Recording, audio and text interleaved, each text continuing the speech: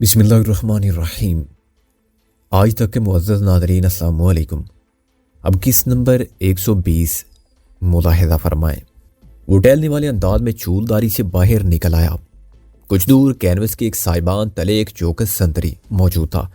اس کے پاس ایک لالٹین رکھی ہوئی تھی اور مونگ پھلی کے چھلکوں کا ایک ڈھیر موجود تھا۔ ایک جرمن ساخت LMG اس کے سامنے موجود تھی۔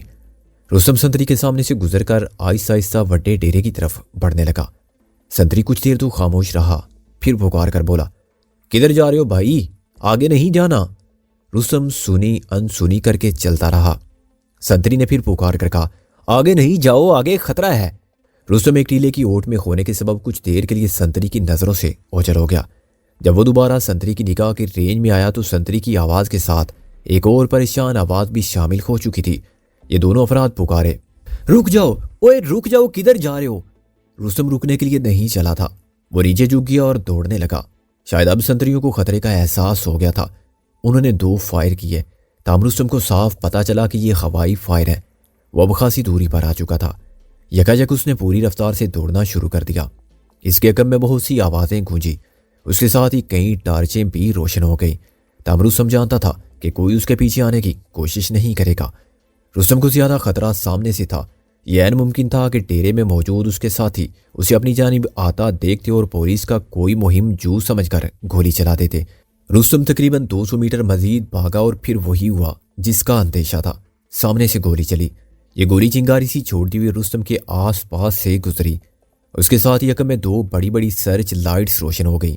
یہ لائٹس پولیس کے سنتریوں نے روشن کی تھی۔ تاہم رستم اب ان لائٹس کی زد سے دور نکل آیا تھا۔ پھر سامنے سے دور مار رائفل کا ایک اور بریسٹ ہوا۔ رستم اتل امکان حد تک نیچے جھک گیا اور آگے بڑھتے ہوئے مزید احتیاط کرنے لگا۔ فرید ہنسنے اور مراد وغیرہ کو یہ بتانے کے لیے کہ وہ دشمن نہیں دوست ہے، اس کے پاس ایک ذریعہ موجود تھا۔ یہ ٹارچ تھی۔ وہ اس ٹارچ کو خاص انداز میں 5 بار جلا بجھا کر ان تک اپنا پیغام پہنچا سکتا تھا۔ اس نے ٹیلے کی اوٹ لے کر ٹارچ والا ہاتھ اس طرح بلند کیا کہ وہ خود فائرنگ سے محفوظ رہے لیکن ٹارچ کی روشنی ڈیرے تک پہنچ جائے۔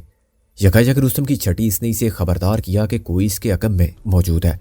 وہ تیزی سے پلٹا اور ٹھٹک گیا۔ اسے ہرگز توقع نہیں تھی کہ کوئی پولیس والا اس طرح اپنی جان جوخم میں ڈالے گا اور باؤنڈری چھوڑ کر رستم کے پیچھے بھاگا آئے گا۔ پولیس والے کے ہاتھ میں پستول تھا اور اس کا رخ سیدھا رستم کی پیشانی کی طرف تھا۔ پستول تھامے جانے کا انداز ہی بتا رہا تھا کہ اگر لبی دبائی گئی تو گولی رستم کی عین پیشانی پر لگے گی۔ رستم نے پہچان لیا تھا یہ اس کے ساتھ یہاں پہنچنے والا حوالدار اجمل خان تھا اور اجمل خان کا نشانہ خطا نہیں چاہتا تھا۔ اجمل خان سنگین لہجے میں پھنکارا، اور یہ ٹارچ نیچے رکھو اور دونوں ہاتھ اوپر کرو۔ رستم نے اس کی ہدایت پر عمل کیا۔ حوالدار اجمل نے تفتیشی انداز میں پوچھا، ہم کو تم پر پہلے ہی شک تھا، سچ بتاؤ کون ہو تم؟ کیوں بھاگے اس طرح؟ وہ ہانپ رہا تھا۔ تمہارا کیا خیال ہے؟ رستم بھی خامپی ہوئی آواز میں بولا، ہمارا خیال ہے تم پولیس ملازم نہیں ہو، لالے اور رستم کے ساتھی ہو۔ اگر ایسا ہے تو پھر ہم کو بتاؤ کہ ایسا ہے یا نہیں۔ اجمل خان کا لہجہ عجیب تھا۔ اس لہجے میں بے حد دجلت تھی۔ 3-4 گولیاں چلنے کے بعد دونوں طرف سے فائرنگ شروع ہو گئی تھی۔ پولیس والے اندھادھند فائرنگ کر رہے تھے۔ دوسری طرف ڈیرے سے بھی جواب آ رہا تھا۔ وہ دونوں ٹیلے کی اوٹ میں تھے اور چنگاریاں سی اڑتی ہوئی ان کے سروں پر سے گزر رہی تھی۔ دھماکوں نے رات کی خاموشی کا شیشہ چکنا چور کر ڈالا تھا۔ حوالدار اجمل خان نے سنسنی خیز لہجے میں اپنا سوال دہرایا، تم چپ کیوں ہو؟ ہم کو بتاؤ کہ تم لالے کے ساتھی ہو۔ ہاں ہوں، رستم نے کہا۔ حسن ابدال کے ماہر ترین نشانہ باز نے اپنا پستول واسکٹ میں ڈال دیا اور بولا، ہم تمہارے ساتھ جائے گا، چلو جلدی کرو، وہ لوگ ہمارے پیچھے نہ آ جائے۔ اب ٹارچ سے پیغام رسانی کا وقت نہیں رہا تھا۔ دونوں طرف سے اندھادھند فائرنگ شروع ہو چکی تھی۔ اس فائرنگ کی آڑ میں پولیس اہلکار کسی بھی لمحے ان کے پیچھے آ سکتے تھے۔ رستم نے بڑے دھیان سے حوالدار اجمل کو سرتاپا دیکھا، پھر اپنا ہاتھ اس کی طرف بڑھایا۔ کیا بات ہے؟ میرے ساتھ جانا ہے تو اپنا پستول مجھے دے دو۔ رستم کے لہجے میں ہلکی سی الجھن بھی موجود تھی۔ حوالدار نے 2 سیکنڈ کے لیے سوچا، پھر پستول واسکٹ سے نکال کر رستم کو تھما دیا۔ اپنے سر کو پگھلے ہوئے سیسے کی مار سے بچانے کے لیے دونوں جھک گئے اور اسی حالت میں دوڑتے ہوئے ڈیرے کی سمت بڑھنے لگے۔ پوٹھوار اپنی تاریخ دہرا رہا تھا۔ کچھ لوگ وادی سون میں بھاگ رہے تھے، کچھ ان پر گولیاں برسا رہے تھے۔ آج کی رات فرق یہ تھا کہ بھاگنے والے پولیس کا گھیراؤ توڑ نہیں رہے تھے، اس گھیرے میں داخل ہو رہے تھے۔ راجو اور کوکی کی منگنی کے بعد شانی کو اب جوہر آباد واپس جانا تھا۔ کوکی دیر تک شانی کے گلے لگی رہی اور آنسو بہاتی رہی۔ یہ خوشی کے آنسو تھے۔ उसने शानी के कान में सरगोशी की, आपने मुझे बे मौत मरने से बचा लिया। शानी ने उसकी कमर थपकी और सर चूम कर खुद से जुदा कर दिया। उसे और आरिफ को गाड़ी में सवार होना था। हालात की ये कैसी काया पलट थी कि वो दोनों ताऊ शाम के साथ ही वापस जा रहे थे। चंद माह पहले तक ताऊ शाम शानी आरिफ से बात करने तक का रवादार नहीं था, लेकिन अब वो शानी और आरिफ को मजबूर कर रहा था कि उसकी गाड़ी में ही गुजरांवाला और फिर म्याना तक का सफ़र करें, और उसकी इस दावत में कोई हेर फेर नहीं था। ताऊ शाम एक बेहद जहांदीदा और खरांट शख्स का नाम था। वो बड़ी अच्छी तरह जान चुका था कि शानी ने रुस्तम से उसकी और राजू की जान बचाकर एक ऐसा काम किया है जो शायद ही रूए ज़मीन पर कोई और कर सकता। ताऊ शाम ने रुस्तम पर सितम के पहाड़ तोड़े थे और उसके करीबी दोस्त साफंदी को बेदर्दी से मौत के घाट उतारा था। जवाब में रुस्तम उसे और राजू को उठाकर वादी सून की गहराई में ले गया था। ताऊ जान गया था कि अब उन बाप बेटे की लाश भी किसी को नहीं मिलेगी, लेकिन फिर शानी वहां पहुंची थी। वही शानी जिसको जलीलो और रुसवा करने में ताऊ ने कोई कसर उठा नहीं रखी थी। शानी ने ताऊ शाम, राजू और उनकी मौत के दरमियान एक कहानी दीवार का काम किया था।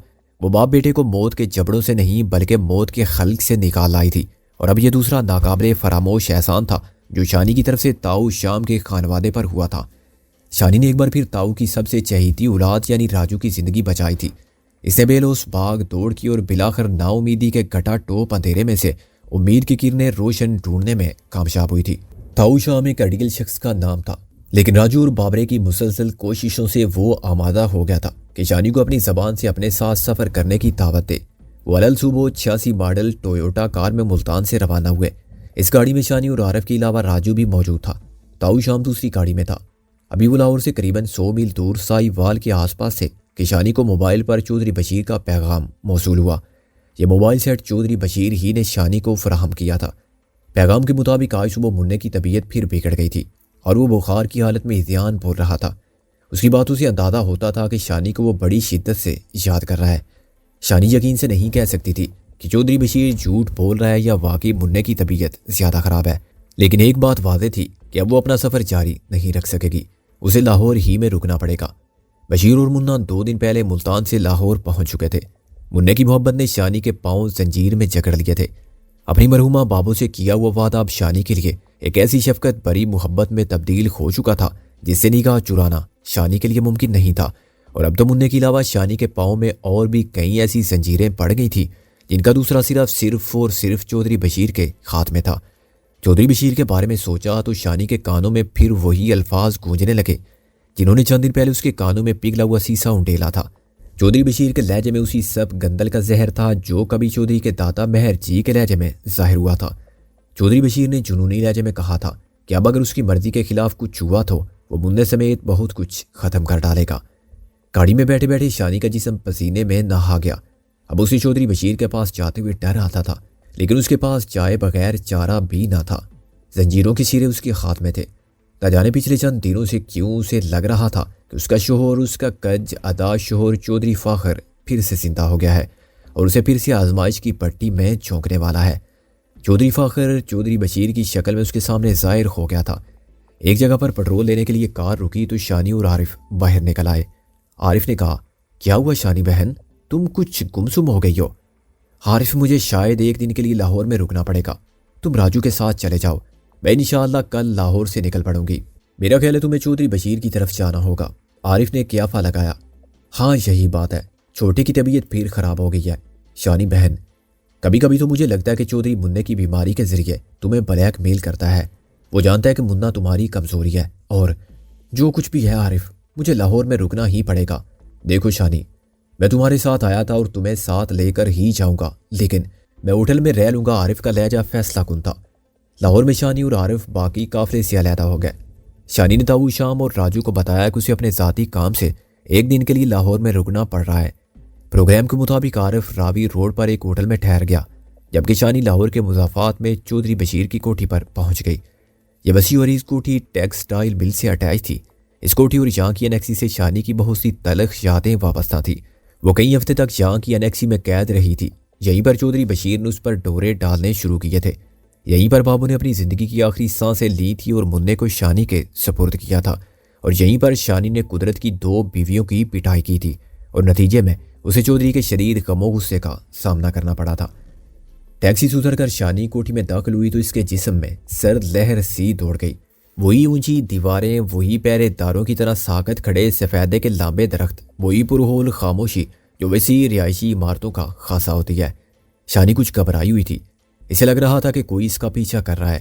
ایک موٹر سائیکل سوار تھا جو مینار پاکستان کے پاس سے شانی کی ٹیکسی کے ساتھ ساتھ آ رہا تھا، کبھی آگے نکل جاتا، کبھی پیچھے رہ جاتا تھا۔ اس کی مہندی لگی داڑھی تھی اور لمبے بال تھے۔ شانی کو سٹے کٹے شخص کی آنکھوں میں نفرت اور حقارت کا گہرا تاثر دکھائی دیتا تھا۔ جب شانی چودھری بشیر کی کوٹھی میں داخل ہوئی، یہ شخص گیٹ سے کچھ دوری پر رک گیا اور پھر اسی وقت واپس چلا گیا۔ نہ جانے کیوں شانی کو لگ رہا تھا کہ اس شخص کا تعلق پیر قدرت والے معاملے سے ہے۔ کوٹھی کی چار دیواری میں آ جانے کے بعد شانی نے اطمینان کی سانس لی، لیکن یہ خالص اطمینان نہیں تھا، ہو ہی نہیں سکتا تھا۔ اب اس چار دیواری کے اندر اور طرح کے اندیشے شانی کے روبرو تھے۔ شانی کی لمبی چادر میں تھی، کندھے پر شولڈر بیگ تھا۔ وہ رہائشی حصے کی طرف آئی تو اس نے گراسی لان میں منے کو انگریز بچے کے ساتھ کھیلتے دیکھا۔ یہ وہی بچہ تھا جسے شانی نے ملتان میں شرابی ریش سے بچایا تھا۔ منے کو کھیلتے دیکھ کر شانی کو جہاں اطمینان ہوا، وہاں ایک نئی طرح کی پریشانی بھی محسوس ہوئی۔ چودھری بشیر نے منے کے حوالے سے درست اطلاع نہیں دی تھی، یوں لگتا تھا کہ اب وہ 6 ہتھکنڈوں پر اتر آیا ہے۔ شانی کو اپنے پاس بلانے کے لیے اس نے منے کی بیماری کا ہیلا بنایا تھا۔ منے نے شانی کو دیکھ لیا تھا، وہ دوڑتا ہوا آیا اور اس کی ٹانگوں سے لپٹ گیا۔ اس کے انداز میں اتنا جوش تھا کہ شانی گرتے گرتے بچی۔ شانی نے اسے اٹھایا اور پیار کیا۔ اس کا جسم تھوڑا سا گرم تھا، غالباً ہلکا پھلکا بخار ہوا تھا۔ منے کو چومنے چامنے کے بعد شانی نے انگریز بچے کو گود میں لیا۔ اسی دوران میں بچے کی انگریز والدہ مسز گریس بھی پہنچ گئی۔ وہ شانی کو دیکھ کر بہت خوش ہوئی اور ہمیشہ ہی ہوتی تھی۔ شانی کو دیکھ کر اس کی آنکھوں میں ممنونیت کا ایک عجیب تاثر ابھرتا تھا۔ شانی کو لگتا تھا جیسے گریس کی آنکھوں سے شکر کے جذبات ایک پھوار کی طرح نکل رہے ہیں اور اس پر برس رہے ہیں۔ اس کے علاوہ گریس کی آنکھوں میں دیکھ کر شانی کچھ کھو سی جاتی، پتہ نہیں کیوں۔ اسے لگتا تھا کہ گریس کی آنکھیں اس کی اپنی نہیں ہیں، یہ کسی اور کی آنکھیں ہیں اور وہ ان آنکھوں کو پہلے سے جانتی ہے۔ گریس کی آنکھوں میں جھانک کر ایک عجیب سی کیفیت ہو جاتی تھی شانی کی۔ رسمی باتوں کے بعد شانی نے منے سے پوچھا، آپ کے ابو کی طرح کمرے میں ٹی وی دیکھ لے ہیں؟ وہ توتلی زبان میں بولا۔ شانی گریس سے اجازت لے کر منے کے ساتھ اندر آ گئی۔ چند بلند و بالا محرابی دروازوں سے گزرنے کے بعد وہ دونوں ایک قالین پوش لاؤنج میں پہنچے۔ چودھری بشیر یہاں پھیل کر ایک صوفے پر بیٹھا ہوا تھا اور جہازی سائز کے ٹی وی سیٹ پر کوئی انڈین فلم دیکھ رہا تھا۔ سامنے شیشے کی بیش قیمت تپائی پر سگریٹ اور وسکی موجود تھی۔ کمرے میں حسب معمول الکول کی بو پھیلی ہوئی تھی۔ شانی نے سلام کیا۔ چودھری نے سرد نگاہوں سے شانی کو دیکھا اور سگریٹ کا گہرا کش لے کر بولا، بڑی دیر لگائی تم نے آتے آتے۔ جب آپ کا فون ملا ہم سائی وال کے قریب تھے، راستے میں بس کھانا کھانے کے لیے رک گئے تھے۔ وہ تمہارا کموا بھائی کدھر ہے؟ وہ ہوٹل میں ٹھہرا ہوا ہے، دراصل اسے بھی یہاں کچھ کام تھا۔ چودھری بشیر نے ایسی نظروں سے شانی کو دیکھا جیسے کہہ رہا ہو، میں اتنا بے وقوف نہیں کہ تمہاری بات پر یقین کر لوں۔ تاہم یہ بات اس نے زبان سے نہیں کہی۔ سگریٹ کا ایک کش لے کر وہ بولا، منے کو کل تیز بخار ہو گیا تھا، آج دوپہر سے کچھ بہتر ہوا ہے۔ شانی نے ایک بار پھر منے کا گال چوما اور صوفے پر بیٹھ گئی۔ چودھری بشیر نے بیل بجا کر ملازم کو چائے کا آرڈر دے دیا اور فلم دیکھنے میں محو رہا۔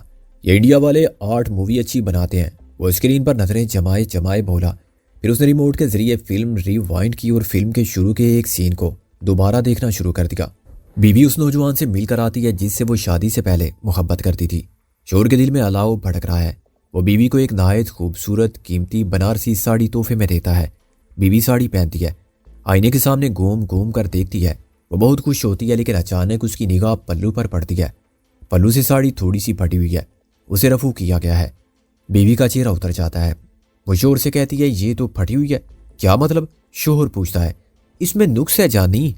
ایسا نقص تو تمہارے اندر بھی ہے ڈارلنگ، شوہر عجیب لہجے میں کہتا ہے۔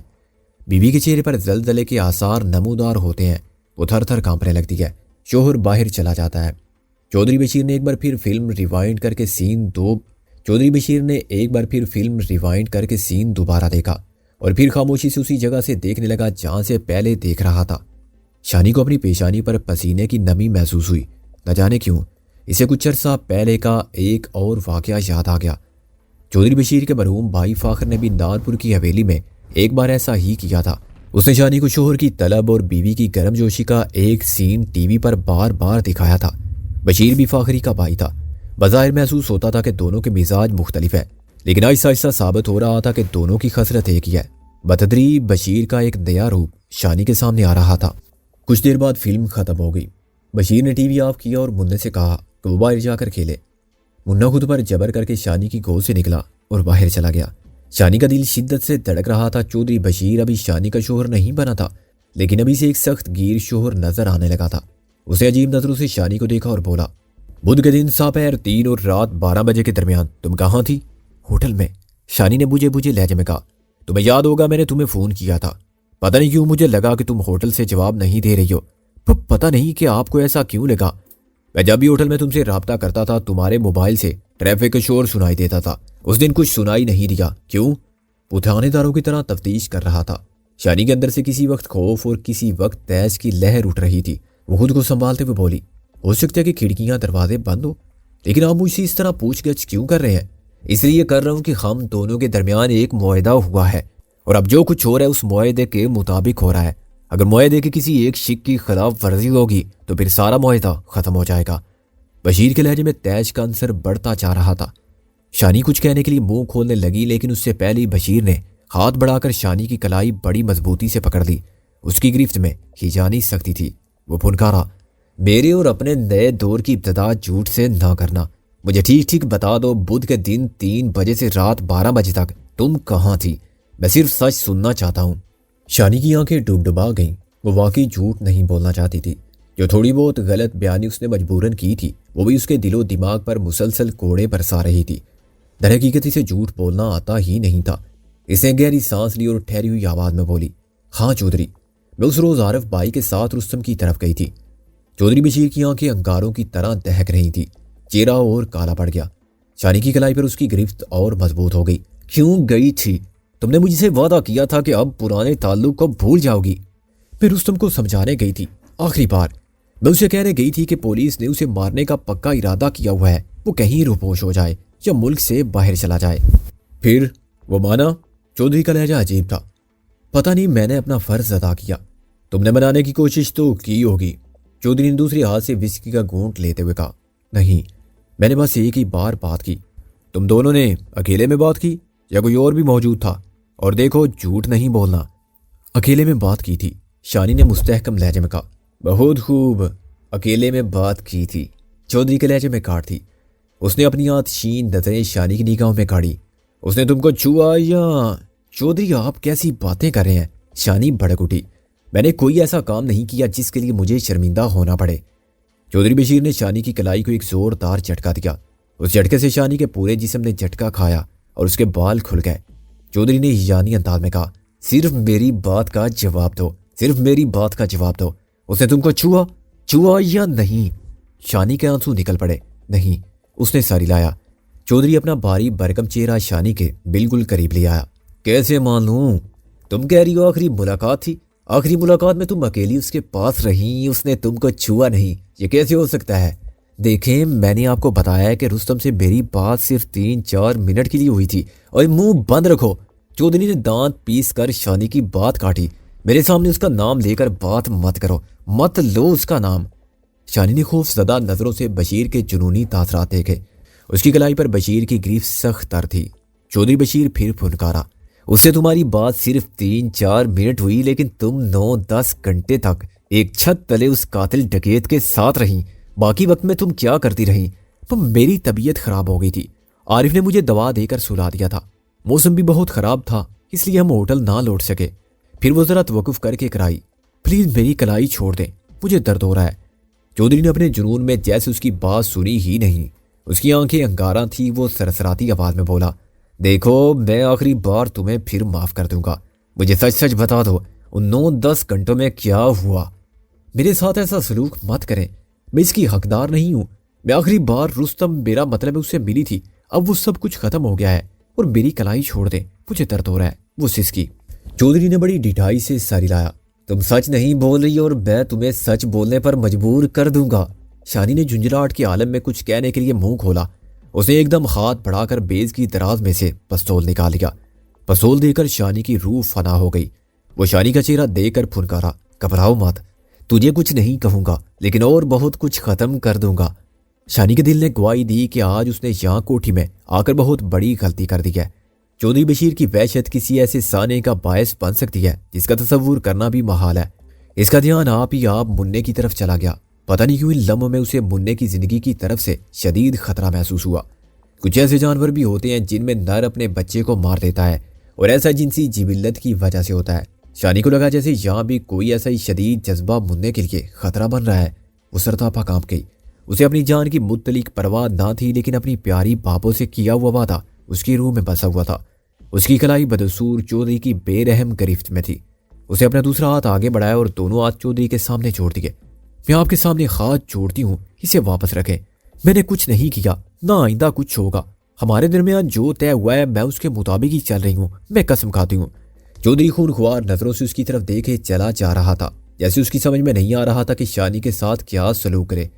کسی وقت تو یوں لگتا تھا کہ وہ اس پر جھپٹ پڑے گا اور اس بند کمرے میں اسے بدترین سلوک کا نشانہ بنائے گا، لیکن یہ بات بھی تھی کہ وہ روتی کرلاتی شانی کی بجائے ہنستی مسکراتی شانی کو حاصل کرنا چاہتا تھا۔ ایسی شانی جس کے پیکر میں خود سپردگی اور آمادگی کی تمام تر رونائی شامل ہو۔